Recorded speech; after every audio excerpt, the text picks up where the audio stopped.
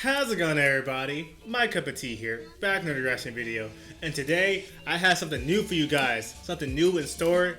Hopefully it's gonna be a great time, because today we got a whole new series you're gonna check out. Now I know basically nothing about Warhammer. I remember playing, I think it was a game called Warhammer Vermintide on the PS4. It was like you fight against rats and other vermin. Vermintide. And I think they also have tabletop games. I don't know what the correct term is, but I think it's like you can like customize the I guess figurines and like do stuff with it in the game. I'm not sure exactly. We're not gonna talk about that because today we're gonna be watching top 10 most powerful characters in Warhammer 40K. And this was requested by Frozen Quasar. Bam! Shouts out to you, man. Shouts out to you. I've been meaning to do this for the longest time now. I've been trying to do this for 2 weeks. I just couldn't do it. It just couldn't fit the schedule. But I'm gonna stop talking because it's gonna be a long video. So grab some drinks, grab some snacks. In which case, I have both. I got some drinks right here, and I got me some snacks. I just woke up and went to the store. I am very hungry, so I will be eating this as we watch this. But let's start this. So let me open up this honey bun box so you can hear less noise when you actually watch this video. Alright, the honey bun has been secured. I repeat, the honey bun has been secured. Let's start this.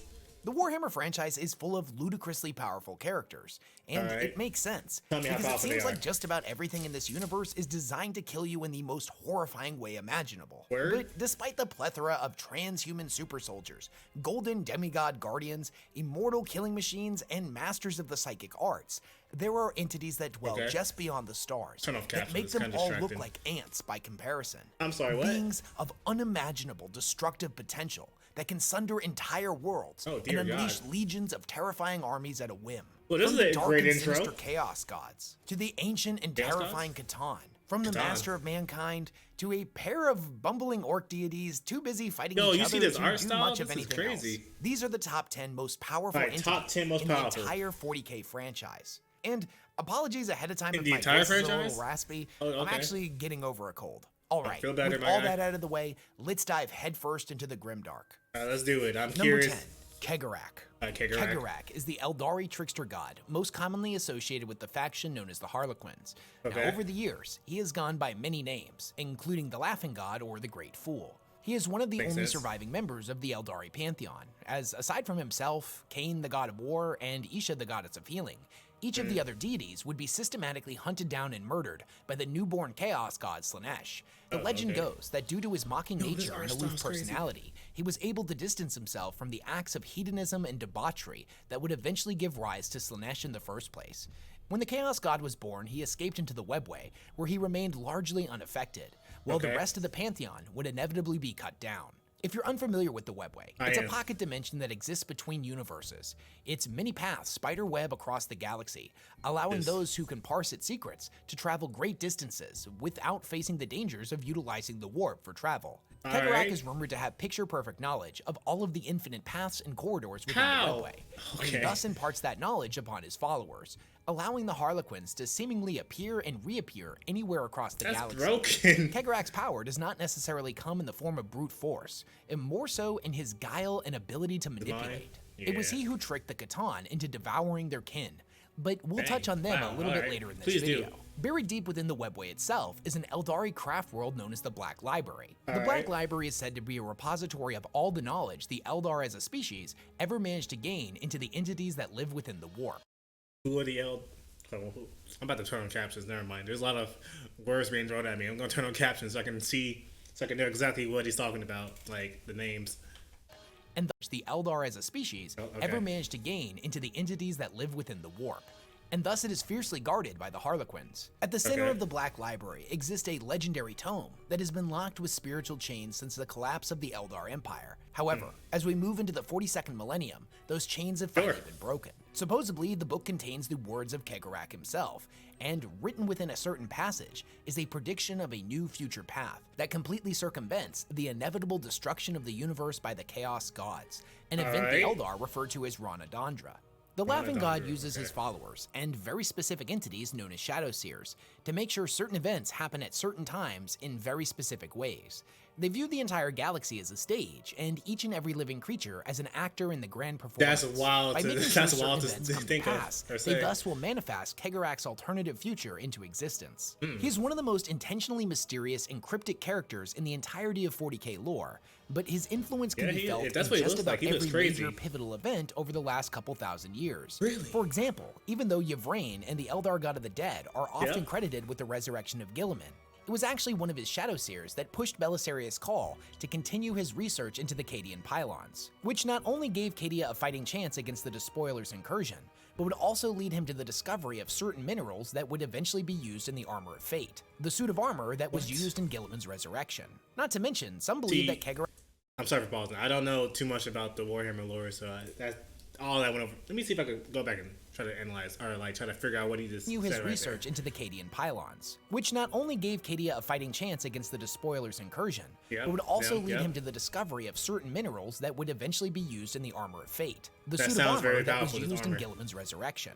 Not to mention, some believe that Cegorach was directly responsible for Ynid's resurrection in the first place. But we'll get into that in another video.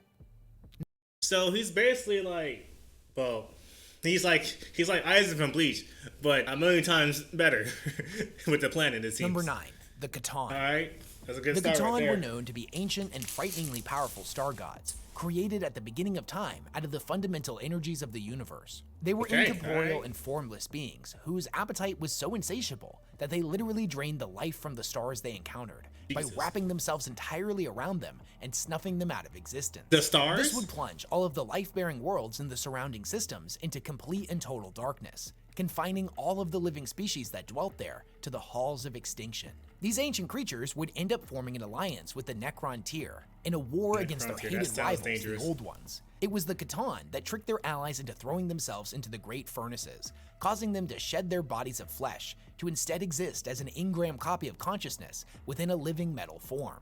Together they would war against the Old Ones and their creations, in a war that spanned the entirety of the Milky Way and was known as the War in Heaven.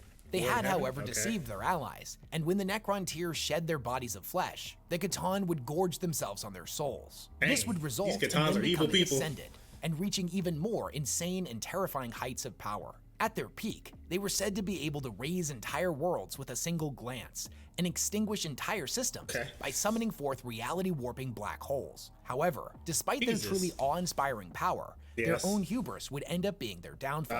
As I mentioned earlier in this video, it was actually the laughing god of the Eldari that slowly manipulated the C'tan against one another. They would end up feeding on each other until only 5 were left: the Flayer, the Deceiver, the Nightbringer, the Void Dragon, and the Outsider. The Necrons would eventually turn on their would-be gods, and the Maynard dynasty would destroy the Flayer outright. The Void Dragon would end up wounded and flee to Earth in order to prey on humanity. It was ultimately defeated by the Emperor and imprisoned upon Mars. The Nightbringer and the Deceiver would end up shattered, and the Outsider, said to be the most powerful of all of them, would end up being driven into insanity by the lingering bits of consciousness in its mind of all of the other C'tan it had consumed. The voices eventually caused it to flee our galaxy in a self-imposed exile. Not much is known about it past this, so it's difficult to quantify its abilities. That being said, it is believed that the Outsider is the only living intact C'tan, and if the mad star god was to ever return to the Milky Way, it would be an apocalyptic level threat. When it comes to figuring out just how strong the C'tan are, we can look to their shards. The shards themselves are the only thing that remains of the C'tan after they were enslaved and shattered by the Necrons. These are some of the most powerful weapons and energy sources that the Necrons have at their disposal, and are unleashed upon the battlefield when they encounter a particularly stubborn enemy that refuses to yield before Necron superiority. Despite the fact that they exist in a fractured state, each one is said to be a being of near unlimited power, manifesting energy blasts made of pure antimatter, I'm scared for the rest the now. minds of lesser beings in their vicinity, manipulating the flow of time, and even banishing those that stand before them to alternate realities. The 8th edition Necron Codex tells us that their power is limited only by their immense and terrifying imaginations. The C'tan shards of the Nightbringer are said to be some of the most powerful the Necrons have access to, which makes sense, as the Nightbringer was the incarnation of death itself, a creature that delighted in inflicting pain and suffering, and was said to be the one that introduced the emotion of fear to the physical universe. It destroyed entire star systems on a whim, and gorged itself on the agony it inflicted on countless billions. That is crazy. It's generally believed by the Warhammer community that at the apex of their power, The Catan were easily the most powerful beings to have ever existed solely in the physical universe. Okay. And many assume they were the equal to the Chaos Gods, albeit the physical universe's version of them. However, this belief exists solely in the realm of speculation. As far as I'm aware, there is no actual source that states this to be true, or gives us a real actual grasp on just how ludicrously powerful they actually were. It's unfortunately one of those things that's just left up to our imagination. Now, if we were to take the absolutely ridiculous power of a single Catan shard and magnify it by 1,000 to get an idea of just how powerful a fully powered Catan actually was, the result is admittedly pretty horrifying. These would be entities that could destroy entire systems or vast sections of space with a snap of their fingers. But I thought you were gonna say like galaxies or like planets or like he said. You said systems? Entire systems or vast sections of space with a snap of their fingers. How do you but destroy as it stands, space? This is still all just speculative. We don't know how many individual shards of each Catan exist. It could be a few dozen or thousands. Though due to just how big of a deal each one is made out to be, it's likely that they are relatively rare. We also have to bear in mind that the Catan were ultimately defeated and enslaved by the Necrons, a species that is definitely insanely powerful, not to take anything away from the Necrons. But despite that, the shattering of the Catan is a factual example of a mortal race killing or enslaving gods. That is to say, a similar occurrence has never occurred with the Chaos Gods. Such an idea is pretty much unthinkable. So because of this, despite how powerful the Catan are, they just aren't quite on the same level as the Chaos Gods. Let me just make sure I got the right name. Yeah, the Catans, that just happened, yep. Number 10, Cegorach. Yeah, sorry about that. I have to pause and go back because he threw a lot of names at me just then, so I forgot who was actually like number 9 on this list. Okay, the Catan's number 9, and Cegorach is number 10, the trickster guy. All right, number 8, here we go. Number 8, Khorne.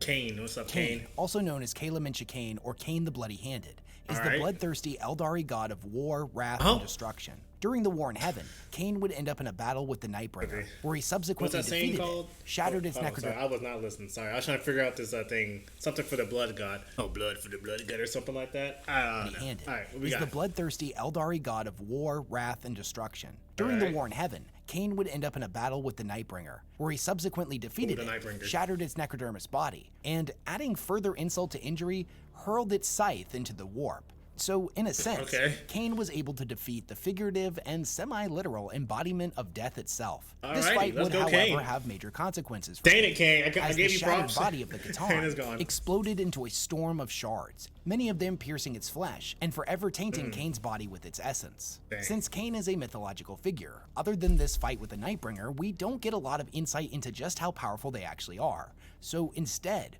we will turn to the avatars of Khorne, which exist as a sliver of his true power. An avatar of Khorne is a fiery manifestation of sounds like Darkseid from an entity that towers over the battlefield and can cleave armored vehicles in half with a single swing of their sword. They leave a burning trail of destruction in their wake wherever they go, and are constantly surrounded by a swirling inferno that causes everything in their vicinity to burst into flames. Much like how the god they are an aspect of was known for its unquenchable thirst for battle, the Avatar will not rest until all of the enemies of the Eldari and all of their fortifications are left as nothing more than smoldering ruins. The carnage the Avatars can inflict is absolutely legendary, despite the fact that many 40K authors have unfortunately disrespected them by using them as a simple plot device to show off just how strong their main characters are. Regardless of this plot-based nonsense, the reality is these monstrosities are some of the most powerful weapons the Eldar have access to, each and every one existing as only a sliver of Khorne's full unfractured power. The fact that Khorne was able to kill the Nightbringer in its full, unshattered form is an absolutely remarkable feat, and is why he ranks above the Catan in the list. However, Khorne himself would in fact be defeated by a different god, and in a twist of fate similar to that of the Catan, would end up shattered into thousands of fragments. You hate to see Number 7, that was quick. Slaanesh. Slaanesh, also known as the Dark Prince or She Who Thirsts, is the chaos god of excess, hedonism, debauchery, and all things kinky and depraved. Every single sentient creature, no matter how stoic, is not completely free from desire, whether it be physical, mental, or spiritual. We all have needs and wants that we wish to see fulfilled. Likewise, these desires exist upon a precipice, and if pushed too far, can descend into full-blown obsession, that which She Who Thirsts feeds upon. Desire can come in infinite forms. It could be something humble, like a starving laborer that desires nothing more than food for their family. Something a bit more ego-driven, like a politician's lust for power. Or on the depraved end of the spectrum, the sadistic killer's inclination to inflict pain. Whenever a mortal gives in to temptation of any form, they are unknowingly courting Slaanesh. The act of giving in pushes them further along a dark path towards depravity and insanity. Slaanesh will then guide the individual to seek out ever more heightening extremes, eventually leaving them as an addict that can only experience pleasure through the darkest and most sadistic factions. That's really messed up. Slaanesh watches from their dark realm in utter delight as the galaxy descends further into debauchery. They view mortals as nothing more than playthings, toys that were designed to be poked, I'm not rooting for this one and anymore. manipulated. Slaanesh is the youngest of the 4 gods, and thus is generally viewed as the weakest. Although this description can be misleading, Slaanesh's power is far more subtle and manipulative than, say, the raw strength of Khorne or the voracious diseases of Nurgle. Their demons likewise are primarily designed to invoke the desperate and hedonistic desires of mortal hearts. They are entities formed of contradiction, jarringly graceful and repugnantly beautiful, enchanting yet ultimately horrifying. Much like how Slaanesh himself is said to be so disarmingly beautiful and alluring that no mortal can look upon them without instantly losing their soul. Slaanesh was born from the rampant degeneracy that had come to infect Eldar society after the War in Heaven. The depraved energy the species generated gestated in the warp before finally reaching a breaking point, which gave birth to a new Chaos God. The resulting birth screen literally I need like another lore video and just the resulting the beginning of shockwave Warhammer or killed something. each and every Eldar on every world for hundreds of light years. The terrible wound in reality where the two universes now overlap is what we know today as the Eye of Terror. I guess so, yep, Eye of Terror. Slaanesh would go on an absolute murderous rampage and would kill all of the gods of the Eldar pantheon. All of them? With the exception of Isha, Khane, and Cegorach. So despite how ridiculously powerful each of them were, they were nothing in comparison to She Who Thirsts, who systematically slaughtered each and every one of them, without taking a rest between each kill. Cegorach managed to escape into the webway, whereas Isha was spared by Slaanesh, but then ultimately kidnapped by Nurgle. Khane would be the last one on Slaanesh's hit list, but even against a god who had just battled multiple other deities, he was no match for the Dark Prince and ended up shattered into thousands of shards. I can see why the Dark Prince would be number 8. The weakest of the 4 Chaos Gods is kind of like being the weakest heavyweight champion of the world. Yeah, some other title holder would probably beat them if they both fought during their prime, but against the rest of us normies, it would be an absolute slaughter. It's also important to note that when we talk about the Chaos Gods and just how powerful they are, the lore states that at one point each and every one of them was the most powerful. With Slaanesh, it definitely would have been right after their birth. Because of this, I'm going to be ordering the Chaos Gods where they fall in the hierarchy as of the 42nd millennium. That's fair, that's fair. Number 6, Nurgle. Oh, there's Nurgle. Nurgle, the grandfather, lord of plagues and disease. Oh, that means the Dark god Prince of the was number cycle 7. of life and death, entropy, rot, decay, and pestilence. He stands apart from the other gods that, in his own, albeit disturbing way, is the only one of the pantheon that genuinely cares for his followers. He views each and every one of them as his beloved children, and bestows upon them ever more generous blessings in the form of new supernatural diseases, demonic parasites, and all forms of sickening mutation. Every pox, spoil, blister, and sore. Hold on, let me eat to that. This is a weird thing to pause. Hold on, let me open up my honey bun. I'm gonna go back. Maybe I heard wrong, because it seems like he rewards them by giving them diseases. Ever more generous blessings in the form of new supernatural diseases. Let me go back. Genuinely cares in his own, albeit disturbing way, is the only one of the pantheon that genuinely cares for his followers. He views each and every one of them as his beloved children, and bestows upon them ever more generous blessings in the form of new supernatural diseases, demonic parasites, and I heard all forms that. of That is not good. mutation. Every pox, boil, blister, and sore is viewed by those who worship him as a sign of his love. He is the embodiment of the fear of death, shared by all sentient creatures. The fear of perhaps the first fear to have ever existed in this universe. But despite this, he teaches his followers that life and death, growth and decay are all part of the same cycle, one that cannot change. He tells them to not fight against this cycle, but to embrace it, to embrace the despair of death. He teaches that entropy is the one unchanging truth of the universe. All things have a beginning and an end. Every life will end. Every civilization will rise and fall. Every tower will eventually crumble, and every disease will eventually run its course. He is the mastermind behind every virus, disease, and plague that has ever existed in the mortal universe. It's all his fault, remember. Even It's these all Nurgle's supernatural fault diseases of the for soul everything that's that happened emanate here. from the Immaterium. Much like the Great Cycle, or perhaps more accurately, like the proliferation and subsequent remission of a disease, so too does Nurgle's power wax and wane. There were moments in time where plague runs rampant across the galaxy, and Nurgle's power is at its apex, surpassing all of the other gods and becoming a truly unstoppable force.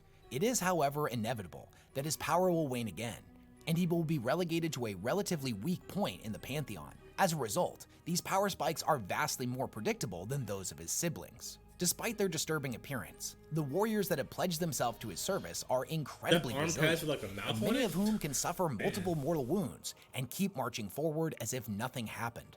Blades get caught in rancid rolls of diseased blubber, and bolter shells are absorbed and rusted to dust inside of their bodies. It is as if the cycle has simply paused for them, their bodies displaying the telltale signs of rot and disease, yet they are seemingly immune to its effects. They cannot die by natural means and are completely immune to pain. Before we dive any deeper, here's a quick shout out to this video's sponsor. War Thunder is the most comprehensive vehicle combat game actually makes ever sense. It's actually a good sponsor right here. play. So yeah, now this is very interesting. Yeah, I should have known when the first person we saw, what was it, Kurgle? I forgot. It started with a K or C, however you want to spell it. The trickster guy. Yeah. Right off the bat, they already started off crazy. And now we over here with Nurgle over here causing every single disease in the mortal realm. The Dark Prince, I forgot the other names that it has. Very powerful. And then we had Kane. I think Kane might be my favorite, maybe. I don't know. Don't know too much about Kane, because apparently the only time you see Kane is when he's like an avatar, like his avatar is being sent out. But I think Kane, just from like his looks alone, might be my favorite, possibly, that we've seen so far. But I don't know, the Trickster one was pretty cool, because it's a Trickster. Man, I already forgot the names. Yeah, I can just go back real quick. Cegorach? Cegorach, the Catan, there we go. Catan, Kane, Slaanesh. Oh, Slaanesh, okay, and Nurgle. Alright, cool. So far, I don't think I've heard like a positive character yet, like that had like a positive impact on the world. All I've been hearing is destruction and death and diseases, apparently. But let's keep it going. Number 5, Gork and Mork. So why did music get funny? Number 5, Gork and Mork. Okay. Despite the previous couple of entries on this list, I'm sure you were expecting another chaos god here. But that is in fact incorrect, my friend. It's Gork and Mork, the gods of the orcs. Almost all of the lore we have about them comes from the orcs themselves. They say they are the biggest and toughest gods. One is brutally cunning, and the other is cunningly brutal. Mork is clever enough to wait for you to have your back turned before hitting you twice as hard. Whereas Gork will hit you regular-like, but then when you turn to face him, he'll punch you twice as hard. Because of this, it is common for orcs to have a favorite of the two gods. Gork represents the pure aggressive nature of the orcs, and is more preferred by boys, knobs, and any straightforward orc fighter. Whereas Mork's cunningness makes him the preferred deity of the more esoteric orc units, like Weird Boys, Commandos, and Mech Boys, to name a few. But at the end of the day, they're mostly interchangeable, and I think the orcs forget there's a difference pretty often. When it comes to measuring their power, we have to get a little bit speculative. Warp entities like the gods get their power from collective belief and emotion. Take, for example, Slaanesh. They get their power from excess. So the more people pray to Slaanesh, and the more there's an abundance of hedonism and debauchery in the galaxy, the stronger they become. The orcs have a presence in the warp, just like every other living creature. And they are so unbelievably simple in nature that their gods don't have these grand mythologies with all this overlapping lore that tends to contradict itself. No, nothing like that. The orcs think their gods are the best, and thus they're the best. Alright, it's cool. Beautifully That's simple. good. Fair point. So we have to then assume that this belief in their gods' defining feature, being that they're bigger and tougher and stronger than every other god, would in fact begin to manifest. Consider how powerful the Eldar gods were when worshipped exclusively by the Eldari.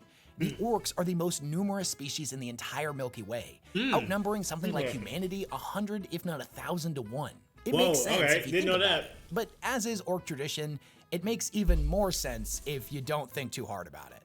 And speaking of their mythology, we actually have a pretty good example of a legend about Gork and Mork that demonstrates they were at least strong enough to defeat legend of Gork and Mork? Chaos gods. Oh shoot, they defeated it. So one day, Gork and Mork went looking for a gigantic squiggly beast, and they find it at the bottom of a huge cesspit. And also at the bottom of that cesspit was Nurgle, who had eaten all the snotlings. And Gork and Mork clobbered Nurgle so hard, he spewed up all the snotlings that was still alive. How strong are these Nurgle orcs? shrank and became a squiggly beast. The snotlings then turned that squig into a feast for Gork and Mork. You ate This it? myth clearly represents the orcs' triumph over Nurgle. The orcs have no fear Well, of the yeah, realms they're of definitely the Nurgle strongest and now. thus Or- happily thrive on squiggly They're beasts that strongest. breed in their cesspits. Despite this story, we don't see a lot of evidence of them fighting against the Chaos Gods in the lore.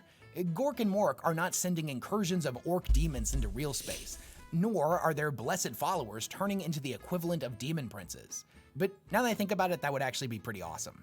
However, from what I've read, all of this would certainly be possible. Gork and Mork really could be the strongest of the gods and can wipe the rest of them out. They are, however, too busy fighting themselves in the warp. What? That's Why? all they've done since the dawn of the orcs, is just beat the crap out of each other. They're stupid. So if you want my personal, definitely unbiased opinion, Gork and Mork are definitely the strongest. But for the sake of trying to be as accurate as possible with my videos and not just throw out the dozens of hours of research I've put into each and every one of them, I can tell them rank Gork and them Mork in the strongest? I'll purely take it. speculative realm. Nah, who needs Also, some dude speculative on realm? Twitter theorized that Gork and Mork are just Khorne and Tzeentch, but they painted I don't know themselves who those green two and are, whipped the but- orcs up into a frenzy. That's Hey. neither here nor there and is definitely not canon, but this is my video and it made me laugh, so I'm including it. Number 4, Tzeentch. Tzeentch? Tzeentch, also known as okay, the the T Changer is of silent. Ways or the Architect of Fate, is the chaos god of sorcery, knowledge, mutation, destiny, lies, and trickery. He is directly you're empowered everything, by okay. every mortal race through the desire to plot and deceive. All those who act deceptively or would pursue knowledge and understanding with a desire to ultimately manipulate the world around them inevitably draw the attention of Tzeentch. Every that's a living crazy creature design. exists in a state of mutability. We are all constantly changing in a million different ways, and not always readily apparent. From the grand and more obvious, like an advancement in rank within our society, down to the microscopic level of cellular division. As mortal beings, we are Tzeentch. ultimately malleable, and that malleability has drawn the eyes of the Changer of Ways upon mankind. There are 1,001 ways in which an individual can come to worshiping Tzeentch, but in almost all of these cases, they involve a desire for change. Whether that be Okay, through it's their all about own that change. ambitions, The change is a the what desire is to that? escape their figurative or literal bonds that shackle them to a miserable existence, or in some instances, a desire for unbridled power. Because of this, that Tzeentch power- often attracts power-hungry would-be people. practitioners of the dark arts. His demons Yeah, that whisper makes sense. forbidden Arcs secrets definitely into the makes sense. minds of mortals, telling them truths of the universe too impossible to be believed, yet ultimately impossible to ignore. The individual will then seek out answers to questions no mortal was ever meant to ask, and will ultimately find themselves as one of his faithful. there goes The his army. promise of power proving to be too intoxicating for mortals to resist. Across cultures, all of the gods have been depicted in a lot of different ways, but most often with several identifiable themes present in all of them. Tzeentch is the exception, and due to his nature as the incarnation of change without limits, this would make sense. He has been depicted as a twinkling constellation of blinking eyes, as a being of illuminating warp flame, an elaborate and intricate puppeteer that pulls on the infinite strands of fate, and Jesus. most commonly in the 40K community, a giant blue squid monster. Giant All blue magic, squid sorcery, monster. and psychic abilities can trace their origin back to the Immaterium, and thus to Tzeentch, the master of magic in all its forms. He is able to perceive every event that has ever occurred across space and time, while also being able to see the wild. strands of fate that lead to every potential future simultaneously. right there? That's Trying gonna to happen directly here. measure his intelligence with numbers is kind of meaningless. But to simplify it, this is an entity that would measure his IQ in the quintillions. He has plans within plans within plans, and the most Alrighty. mundane of events may set in motion a web of compounding instances that may not bear fruit for thousands of years, but will ultimately secure him victory. Yet this impossibly complex web he's of a different plans level of spreads chess so player. incomprehensibly wide over all of reality that it touches every living thing at one point or another, whether or not the individual realizes it or not. He perceives every event, intention, idea, thought, and whispered prayer of every mortal, and his impossibly complex mind is able to work out just how every single one of these will potentially impact the future. What? He Oh, watches how? over Doesn't every make sentient any creature sense. He's within too the mortal powerful. He's too universe smart. with great enthusiasm, watching as each of his plots and schemes slowly begin to unfold into history. Tzeentch favors the cunning and intelligent over the physically strong, and thus rewards his followers with insight into the future and access to forbidden lore. He is ludicrously strong, but at one point was said to be even stronger. So strong, in fact, that the gods did the impossible. They set aside their differences to team Did they up work against him together? in order to bring him back They down said, to their nah, level. he has to be This stopped. was ultimately successful, but according to the Great Deceiver, was all part of I unplugged my headset because I this couldn't believe was it. ultimately successful, but according to the Great Deceiver, was all part of his plan. What? Some believe that if Tzeentch truly willed it, he would end the Great Game and achieve dominance over the rest of the Pantheon. But due to his complicated and enthusiastic nature for the Great Game itself, he never would, and most likely is incapable of doing so. Based on Tzeentch's nature, I don't think he personally has the ability to win. The compulsion to keep the game going is just too ingrained in him, meaning doing anything that would end the game is actually an impossibility. Nah, time out. No, that means that everyone is playing tic-tac-toe while Tzeentch is playing 5D level chess. Like, what? What is this? You can't compete with this man. You can't compete. He planned to lose against the gods teaming up. I can't. I see the title of this already. Of this number 3, the Emperor of, what does that say? Emperor of Mankind.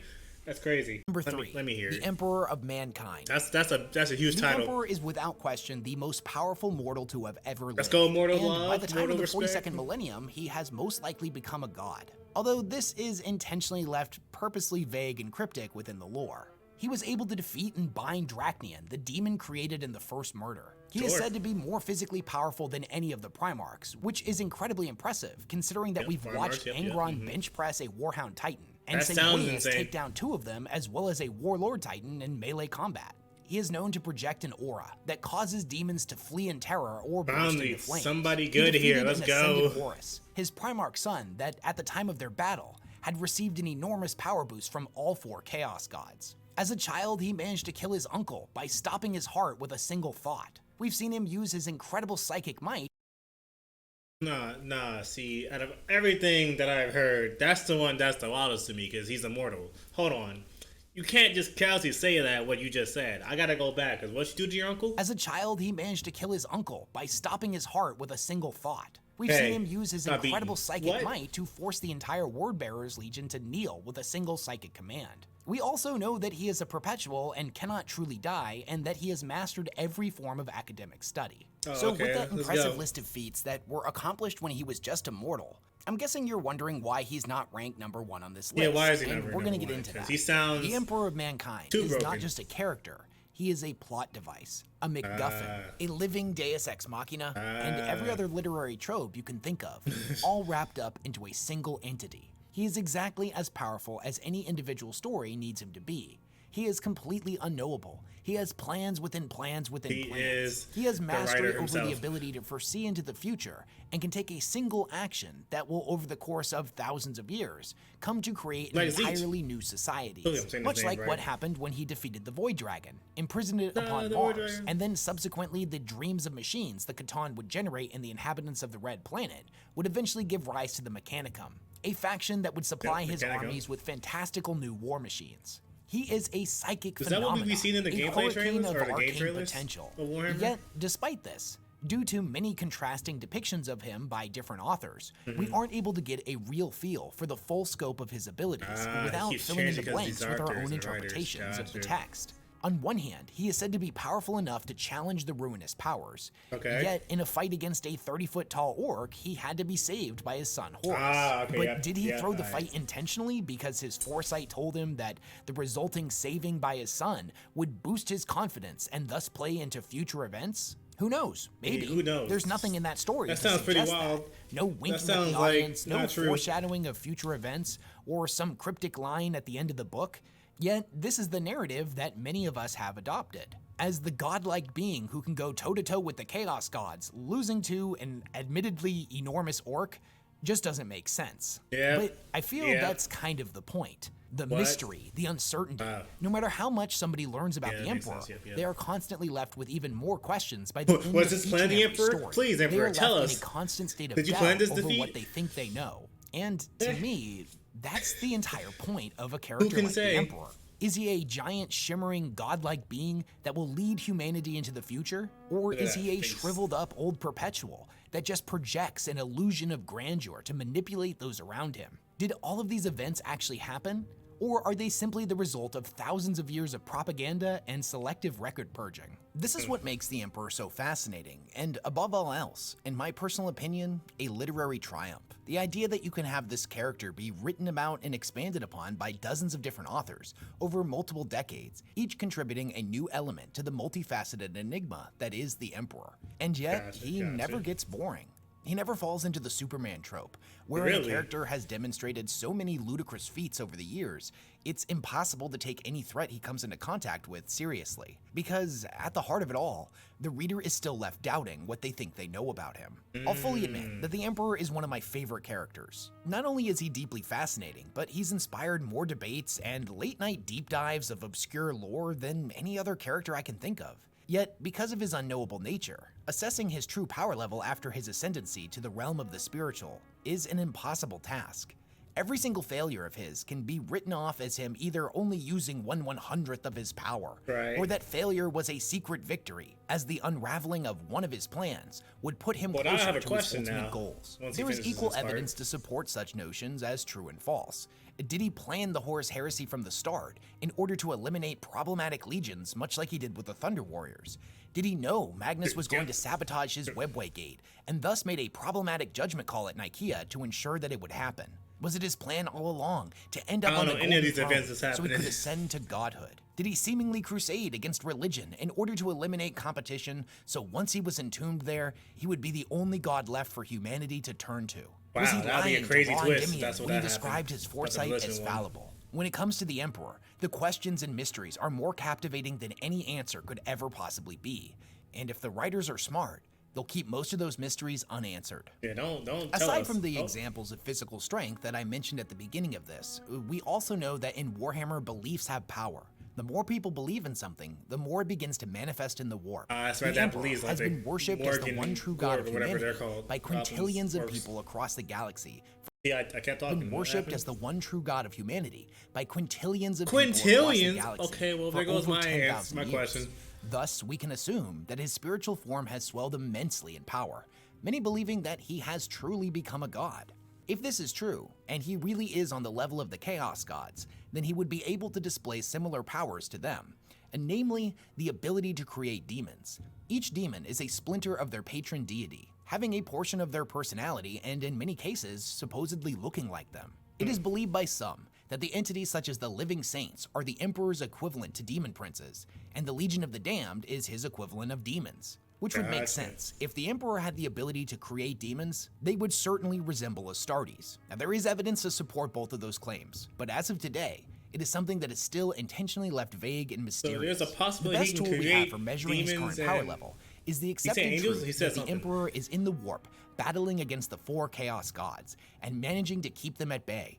He's not strong enough to outright destroy them, but he can keep them from destroying the physical universe. His power is not absolute, because if it was, then we wouldn't be seeing demons manifest in our universe in the first place. Or maybe that's his plan. If he was more powerful than the other gods, they would have all had to turn their attention solely on him. And herein lies the problem with the Emperor versus the Chaos Gods. We know that it's not just him fighting all of them at once. It's a 5-way battle, where everyone is fighting everyone, while the Emperor is fighting off all 4 of them at the same time.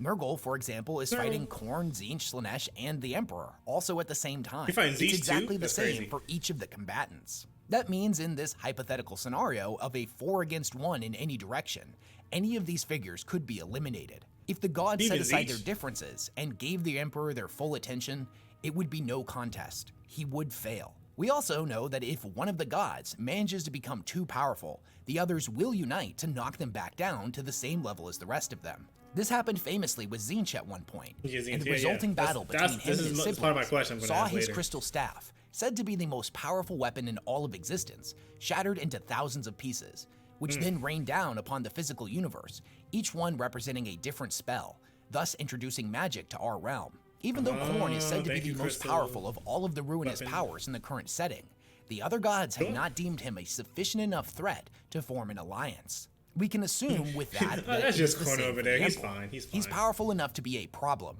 but not powerful enough for them to unite against. It is said that from our perspective, the Emperor is growing in power every single day, as more and more of the beliefs, hopes, and love of humanity funnels into him.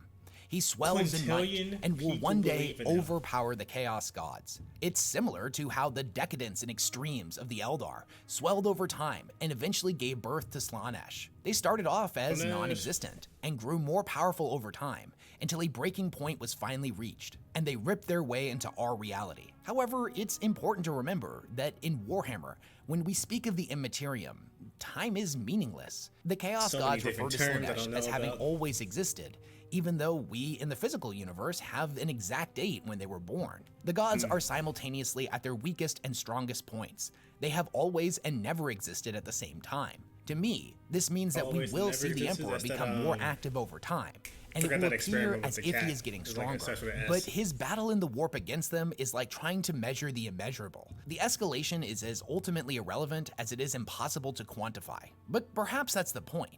Perhaps he will never be strong enough to kill the other gods. Maybe introducing a god of order to the Pantheon will bring balance to the Immaterium. And maybe that's the best we can hope for. Number Alright, I've been trying to, okay, and he had a lot. There's a lot about the Emperor of Mankind, which makes a lot of sense. My question was, which I think has already been answered, but maybe not. Maybe there's already been like debates about this. Who would win, Tzeentch or the Emperor of Mankind? At first, I thought Tzeentch was gonna win, so I was confused, like why Emperor of Mankind is higher than Tzeentch. But then he talked about how powerful he is because of his beliefs, like the quintillion people that believe in Emperor of Mankind, and that's like, oh, okay, that I can see why he's higher now. But both of them can like see into the future, like 10,000 years into the future, or they plan stuff, and then maybe 10,000 years in the future it might come to fruition. But who would win in the battle? Because I feel like with Tzeentch, the Chaos, I think it was the Chaos Gods, they had to form an alliance to take him out. But that might have been before Emperor of Mankind was like a thing, like was even there or around. I'm not sure. This is very interesting to see. But next up, oh, is this Khorne? The man I've been hearing all about? The man, the myth, the legend, Khorne? to the Immaterium. And maybe that's the best we can hope for. Number 2, Khorne. Oh, that's Khorne. All right, what's Khorne? Also He known as the looks Blood like God a... or the Lord of Skulls. This is the Blood God. This is the Blood God. What is that? What's that slogan? The thing that people say, I think. Blood for the Blood God. I think it's him. The Chaos Here we go. God of war, violence, and bloodshed. He is the manifestation of anger, hatred, rage, and murder. I thought it was Considering Cain. that Khorne derives his power from the desire to spill blood, it Oh, comes it's as definitely little him. He's definitely the surprise Blood that in God. the grim darkness of the He's definitely 42nd him. millennia, where there is only war, Khorne is currently experiencing a resurgence and is considered to be the most powerful of the ruinous powers. The Oh. urge to commit violence in one form or another is one of the most basic drivers amongst any mortal species. It doesn't matter how advanced a society claims to be or how enlightened they've seemingly become. Violence is a primordial force Yeah. that will never fully Yeah. lessen its grip on mortals. Whether it be a warrior 100% defending his facts. home, a sadistic act of murder for murder's sake, or every drunken barroom brawl that has Anything ever occurred, counts every as violent violence act or expression of in that rage type of flows into situation. the Immaterium and directly empowers the Blood God. Although he has been worshipped by countless civilizations I'm across sorry, I gotta pause because if I don't, he's gonna keep talking. I'm gonna miss some stuff. If I were like to swat a fly out the air, would that count as violence and that would fuel Kane's power? If so, then dang, he's just too powerful. If anything counts as violence. and directly empowers the Blood God. Although he has been worshipped by countless civilizations across space and time, there are a lot of similarities to how he is depicted. He's Okay. often shown as being a towering giant with a canine head, armored in brass and seated upon a mountain of skulls. this armor on top design of is which sick. he lets loose bellowing war cries that echo through reality. A sanguine call to spill blood and take skulls. He is the physical and immaterial, there's that canine head. figurative and literal incarnation of rage, and is often depicted wielding a mighty and terrible axe or sword known as Warbringer. A sword so powerful That's that a it game, sunders Warbringer, I reality think. when swung, cleaving through dimensions to eviscerate Dude, whatever dimensions! has drawn the Blood God's Jesus. ire. Despite being the most powerful, Khorne is also the most straightforward of the gods. He has an absolute disdain for tricksters and any who would That makes lie sense. or cheat their That way makes to sense. He's victory. all about, like, Naturally, he and his honor, followers not hate honor, but, sorcery like, in all full- its forms, yeah. and vastly prefer to fight with melee weapons, viewing those who use long-range firearms to wage war as cowards. The earliest he lore said, on Khorne depicted him "Come as close a quarter multifaceted combat. god Don't be a of punk." not just rage and blood, but also one of honor. Although the I further knew it. along Okay, we yeah, he move in is the honor. timeline and the more 40K lore gets updated, Khorne's honorable side has mostly taken a back seat. Oh, Although never mind, him there and goes his the honor. followers still maintain certain There goes the convictions honor. about how war should be fought, at the end of the day, Khorne cares not from whence the blood flows, only that it flows. When it comes to his mythology as a literal figure, we do have a pretty good example of his raw physical strength, wherein one of his most esteemed bloodthirsters, Skarbrand, sought to overthrow the Blood God after having been manipulated by Tzeentch into thinking he actually stood a chance against him. When Khorne's back was turned, Skarbrand threw everything he had into a single blow with his axe, a blow that was said to be so powerful it could have split entire worlds. This didn't even dent Khorne's armor. Enraged by the cowardice of the attack, Khorne grabbed Skarbrand by the neck and shook him so hard that all he had ever been, all of his personality, his cunning, his ambition, all of it was shaken out of him. He then threw the greater demon so hard, he flew across space and time for 8 days straight, his desire, his everything an out of him. inconceivable burning trail of destruction in his wake. Remarkably, Skarbrand survived, and where once there was a proud warlord whose hubris caused him to fly his whole too close to the personality out of him, proverbial sun, literally. now That's was crazy. nothing more than a blood-crazed monster. Number 1. No, don't even mention number 1. I'm not messing with someone who can shape my entire personality out of my body. I'm not messing with him. Khorne, you got it. I'm sorry for talking bad about you earlier. You got it, Khorne. You got it. But who's number 1? Now was nothing Who more is topping than a Khorne who can shape blood-crazed personalities monster. out of people? Number and cut 1, through the Hive Mind. The Hive Mind. The Hive Mind that of the sounds Tyranids like a Halo is without a doubt thing. the most intelligent and dangerous thing that always exists in our intelligent people. universe. It is And able to dangerous? simultaneously control seemingly infinite Tyranid organisms across infinite battlefields at the I same don't time. know what that is, but that sounds orchestrating terrifying. impossibly complex battle strategies and engineering new forms of evolution in order to overcome just about anything its enemies can throw at it. It is, for all intents and purposes, an organic quantum computer on a level that is completely it's a quantum computer kind of? And it's not only controlling all of the Tyranids within our galaxy, a species that reproduces so quickly that it has effectively become the Milky Way's dominant life form, outnumbering every other species thousands of times over, with the exception of potentially the orcs. I'm gonna say, The even the Tyranids orcs? come from outside of our galaxy, and some believe they have already consumed every other galaxy. Some say the fleets we have seen thus far are only a small portion of their entirety. Oh, no. The Tyranids are not What do only you the do? most powerful faction within Warhammer, they are the most powerful character, as every single one of them is part of the same organism. The Tyranids are not a race or a species. It is a single creature. Despite their appearance as an alien dinosaur bug monster, it's more accurate to think of them as something like an aspen forest, wherein each individual that we see is part of the same single creature. No, that's scary. But whereas the aspen forest can stretch out over multiple kilometers, the Tyranids have spread in a similar manner across multiple galaxies. It may even be more apt to think of them in a way that compares them to a human body. We are a single individual, but we are made up of dozens of trillions of cells. So too is each individual Tyranid a cell of the larger body that is the Hive Mind. I'm about to say, the name, there's no the way. Hive Mind, is not a title of a leader organism that controls the Tyranids. It is quite literal in that the entity is the combined consciousness of all Tyranids. Every single one, from the lowly Ripper all the way up to the massive ship-sized entities that ferry their troops across the stars, are simply smaller parts of the same body. When we think of the Hive Mind, we often tend to imagine some giant alien brain that exists out in the dark places between galaxies that controls all of the Tyranids. And there very well might be an organism like that, but even if there was, it would still just be another organ within the Tyranid body. The Eldar have come to believe that the Hive Mind is more powerful than Slaanesh and represents the greatest threat to the physical universe. This is a passage from Wraithflight, where one of the Eldari is able to, for a moment, tap into the Hive Mind's consciousness. Beyond the shield, she saw the great dragon's true form, not the hideous intrusions into the mortal realm that swam the Black Star Sea, nor as a Farseer might see it, as a great and braided cable of malicious fate dominating all the skein. The first was merely part of the whole, the second, psychic abstraction. What Lyanna instead saw was the reality of its soul. It was a great shadow when seen from afar, a wave of dread and psychic blindness that preceded the Hive Fleet's arrival. But the greatest shadows are cast by the brightest lights, and seen closely, the soul of the Hive Mind shone brighter than any sun. She was so close now that she perceived the rigid topography of its mind, larger than star systems, an entity bigger than a god. It contemplated thoughts as large as continents, and spun plans more complex than worlds. It dreamed dreams that could not be fathomed. She felt small and afraid before it, but she did not let her fear cow her defiance. Against this vista flickered the souls of the Eldar, their jewel brightness dimmed by the incomparable glare of the great dragon. And this was but a tendril of the creature. The bulk of it stretched away, coils wrapped tight around higher dimensions, joining in the distance to others and then others again, until at a great confluence of the parts sat the terrible truth of the whole. She stared at its brilliance.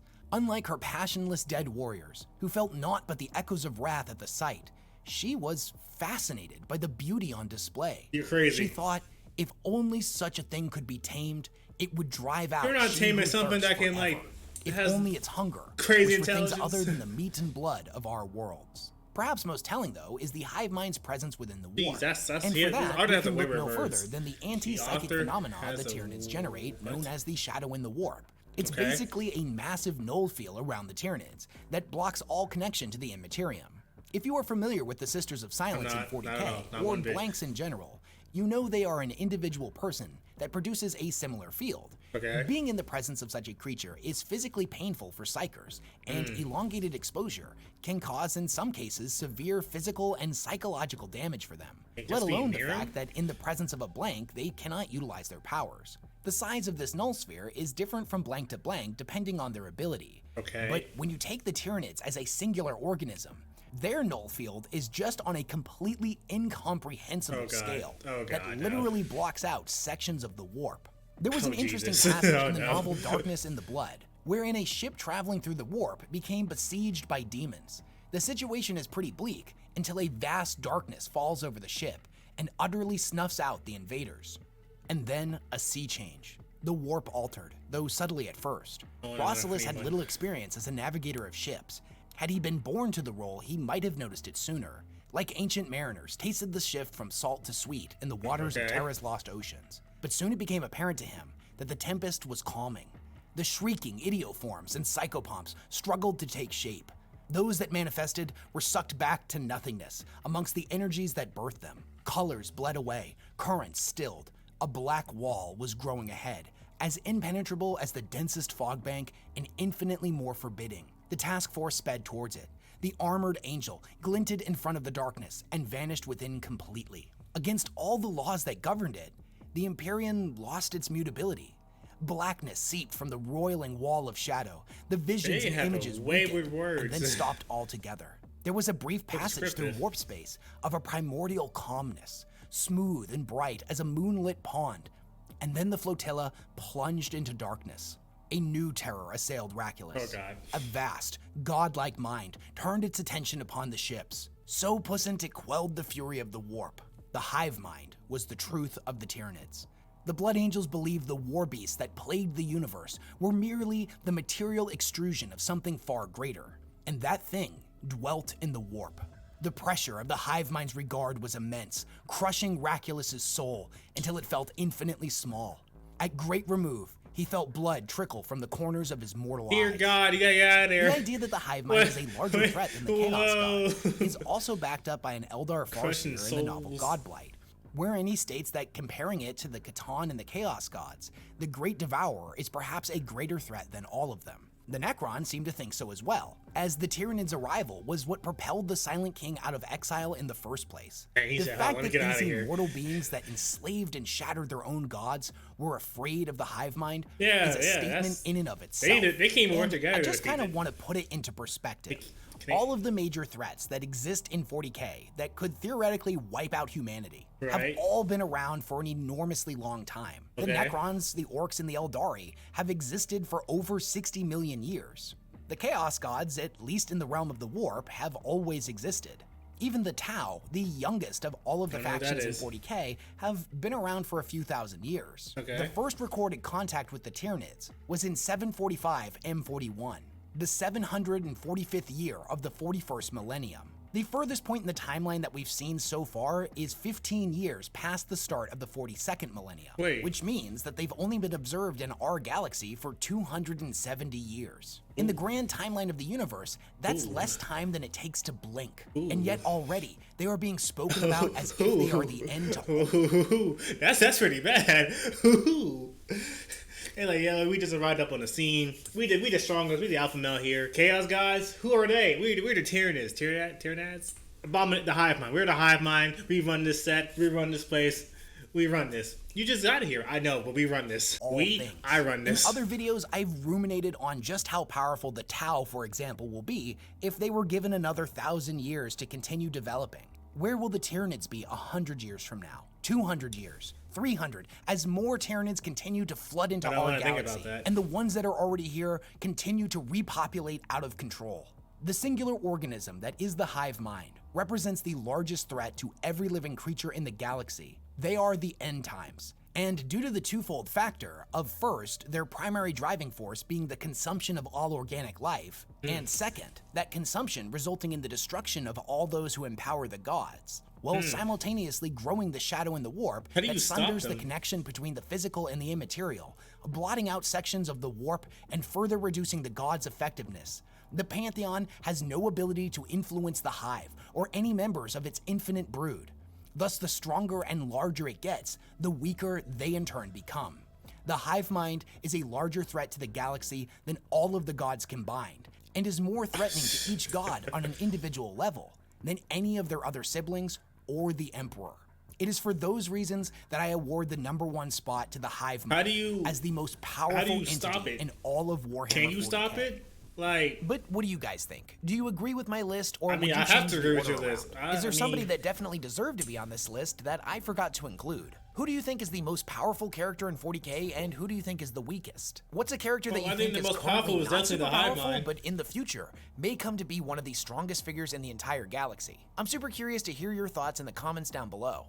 And make sure to download War Thunder by using my link in the description of this video to get an amazing welcome pack, which includes multiple premium vehicles, account boosters, and a whole lot more. It's free to play and has some of the most amazing and historically accurate PvP battles ever created. Big thanks for watching my video all the way through. The watch time seriously helps out my channel a lot. And let me know down in the comments what other topics you'd like me to cover from Warhammer 40K. Also, what's your favorite type of videos that I post? Do you like when I do the Grimdark Story Hour, or are you more of a deep dive person? Well, anyways, with all that video, I might be a deep dive person. We'll see. Oh wait, no, I didn't mean to go through all this. No, go back. Yeah, that happened. That was a lot. Okay, alrighty. Did not know what type of character lore we were gonna get from this. This turned out crazier than I thought. Like I was trying to say before I forgot to pause the video. How do you even go about trying to defeat the hive mind? Because they're the smartest or the most intelligent group individual there is. So you can't like formulate a plan against it. Like, hey, let's devise. You can't even create something to destroy it. I feel because I feel like they have a counter plan to that. I'm trying to figure out like why are they like the chaos gods and why are they like fighting each other right now? Because there's a whole entity out there that's like a way larger threat than everybody else. Like I feel like you guys need to like come together as a unit and figure out some sort of plan to stop the hive mind, because like he says, they keep on repopulating at a fast rate, an alarming rate. Yeah, that was a lot. That was a lot. Out of these 10 characters, I think my favorite one that he's mentioned might be either Khorne, the Emperor of Mankind, or Tzeentch. I don't know, there's something about Tzeentch that's just like I kind of like Tzeentch. I don't know why, but Khorne, he's definitely I like Khorne. His simple nature. Again, he shook someone so hard, he shook his personality basically out of him. He has a sword that can cut through dimensions. When you think about it, it doesn't sound that strong compared to what everybody else can do. But still, it's a sword that can cut through dimensions. It's just a lot to take in here. There's a lot to take in, a lot to unpack. There's a lot of different events and other terminology that I did not understand when watching this video because I don't know anything about Warhammer. What I will do is subscribe right now because that was fun to watch. That was very, very fun. I like the way he structures the video. Also, I love the images that were shown in this video. These are some great visuals, images that people have made, artists have drawn. This is really great. They got some crazy characters designs. I'll tell you what, they got some crazy character designs. Because I always heard about Warhammer, but I didn't know like what it was exactly. I did not know the lore was insane. Like, dear God, insane. I would be interested into watching more Warhammer videos if you guys would like, because I am kind of curious now. But that's gonna do it for this video. Hopefully you enjoyed my reaction. Hopefully you guys were mind blown as well with the characters we have seen. Unless you already know about the Warhammer series, you already knew about these characters, but I did not. Crazy bananas. But yeah, that's gonna do it. Thank you for watching. My cup of tea is out of here. Deuces. Man, I got too many crazy characters they got. I should have known when you had the Trickster God be number 10. The Trickster God, I forgot the name. He's already doing crazy stuff. And actually going on through the list, you're like, wait a minute, what does this guy do? He can do what with worlds? He does what? And the Hive mind? Oh, let's not talk about the Hive mind. Let's not do that. And some of these characters are planning stuff 10,000 years in advance or something like that. I don't want to do it. I don't want to think